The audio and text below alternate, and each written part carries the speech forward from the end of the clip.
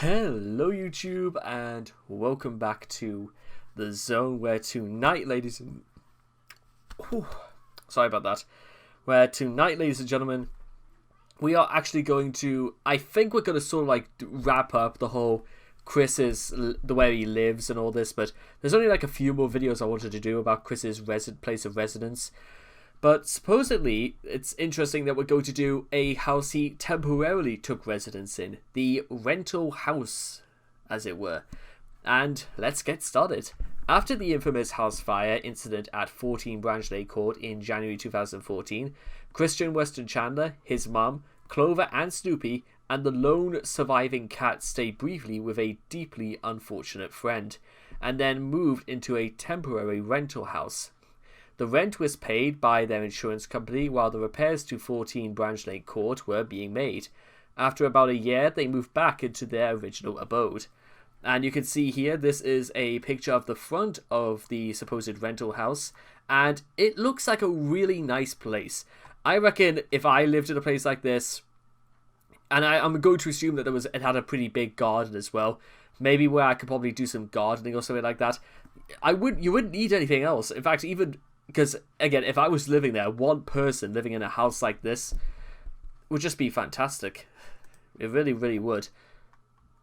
Based on GPS coordinates that diligent custodians found in the EXIF data of a photo, which Chris submitted to the Lego Awesome Alliance competition page, the house appears to be located in Barbersville, Virginia, a small unincorporated community on the outskirts of Charlottesville, a largely suburban area known for its surprisingly pretty and upmarket properties.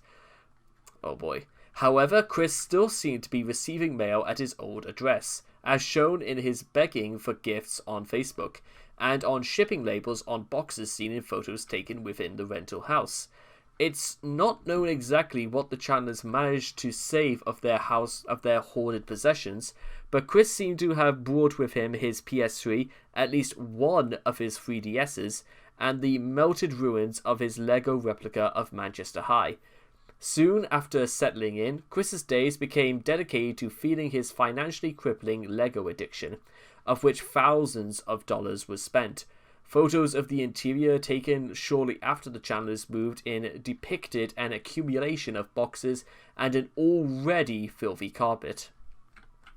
I don't know whether or not it was just filthy before they entered the house, but considering Chris and his animals, I'm probably going to take the other reason that he just did not take care of it. The house also had internet access and a computer, which Chris eagerly used to conduct the usual Facebook shenanigans and order Lego online.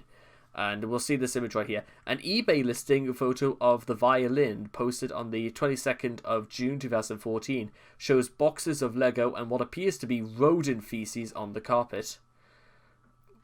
I'm taking that this place was never exterminated either, or maybe the front of the house was simply just a ruse. By June 2014, the signs of Chandler habitation were highly apparent, as observed when Chris posted photos of his merchandise on eBay, with rodent droppings clearly visible on the carpet, the existence of which Chris later denied despite having supplied evidence to the contrary. Fucking top-notch job there, Chris. Between Bob's hoarding and Chris's nonchalance about living in abject filth, the fate of the rental house looked grim, and considering Chris's persistent failure to learn from his mistakes or understand what a brush and pan looked like, it could have burned down just as easily as 14 Branch Lane Court did, or at least get major complaints from the landlord or next group of poor souls to rent it. During their rental house tour in August, Catherine and her cousin AI observed mounds of trash and dog shit. It is not known yet how the landlord responded to the state of the home after it was vacated by the Chandlers. On the 31st of August 2014, Chris wrote in a Facebook post that he had a date on that day with Catherine. She would later on give an account of her date with Chris, which included a visit to the rental house. She reported that the rental house was becoming just as cluttered as 14 Branch Lane Court, with some places in the house literally stacked to the ceiling with stuff. One of the two upstairs rooms used by Chris was filled with Lego, much of it damaged by the house fire. The Chandler pets used to defecate and urinate inside the house on newspaper due to the Chandlers not taking them out for walks. I would, you know what, ladies and gentlemen, I would be shocked, but you know what? I kind of still am, because, again, what is even the point of trying to keep dogs and if you're not going to take care of them? Similarly, if you're going to have children, why even have children if you can't look after them? Because you know what, again, if social services or the RSPCA got involved and stuff like this, I don't know whether or not Chris could have been arrested in the UK on grounds of animal neglect and cruelty, but even he definitely would have faced jail time if a child was living here. But in fact, when you think about it, when Chris was growing up, probably it was maybe every house they stayed in, Bob hoarded stuff. So, well, it's clearly obvious about where this obsession came from, but even worse that nobody thought, let alone his mother or his father, tried to encourage Chris that, you know what, maybe keeping all of this stuff is not a good idea because it's prone to catching on fire. On the 6th of November 2014, while raging over a small brush fire on YouTube, Chris accidentally revealed his address as Flintstone Drive. Fortunately for him, Weens did not take the opportunity to mail unwanted stuff to him.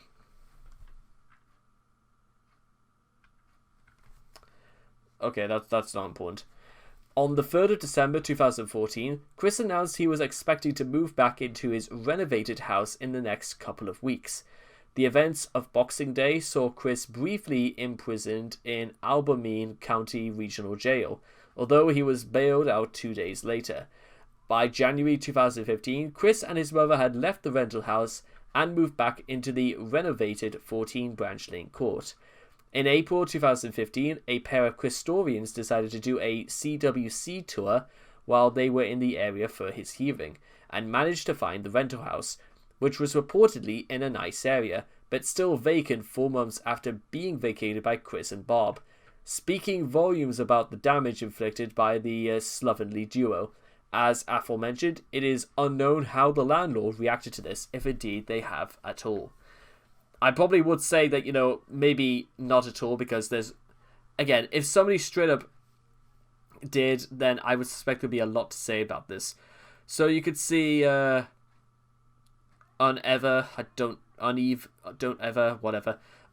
Weston. So apparently Bob had enough to pay for a personal license plate, as opposed to, you know, okay, all that. The house at night. We're just going to take a look at some of these photos. I don't know whether I don't think really that's junk, but again, he probably should have done that. Rat droppings all over the place. Chris again has no idea about wanting to get rid of stuff on camera before or after he took stuff. So more things, eBay violence, mountains of Lego, more rat feces. More violence. The bathroom seemingly lit artificially at night. I thought that, you know, that those were meant to be like semen stains on Chris's jeans, but no, it's just water on the mirror. Okay, so that's, at least the bathroom looks reportedly clean, and after that, I don't think so. Yeah, and already Chris decided to put his own stuff there, and to be honest, this bathroom is already looking like in a worse shape. If this was the next day, I literally would not be shocked if this was shot the very next day. The house in April 2015 after the Chandlers, and I don't know whether it was because a new family moved in there immediately or because it looks slightly better kept already, even the front of the yard especially, but I don't know. I don't know if I could say this is like meant to be a reflection on who had the house before the Chandlers or who was in possession of it immediately afterwards, or even if the landlord even, I don't know. It's there are certain things you could attribute to all of this, but I think it's fair to say that, you know what, Chris, just why the hell would Chris need to bring all of his mountains of Lego to a place like this? Could he not just think, why not just go to, like, let's say a storage facility or something like that, just to put his stuff away? I mean, if he's got enough to waste thousands of dollars of Lego, then why not just buy a garage or something like that just to put your stuff in? Or, you know, just leave him in the car or something like that. Because it's unlikely whether or not the Chandlers actually did, you know, any grocery shopping even at this state, because Chris was almost completely on a McDonald's-based diet. Kind of like Super Size Me, apart from Chris was 100% serious. And that's that for the rental house tour. Well, for the rental house, I should say. And Catherine, again, called it out for as it is. By the time I get up to doing maybe if there is a Catherine saga, because she seems like the one to have her head screwed on tighter than anyone else, apart from possibly Megan. So anyway, I hope you guys have enjoyed this reading of the rental house, courtesy of the Quickie. Please also make sure to leave your thoughts and comments in the comment section down below, and let me know what you guys thought of the rental house for yourself. Please also make sure to also like and subscribe to get daily notifications when my videos come out. And I hope to see all of you guys again in the next video. Take care.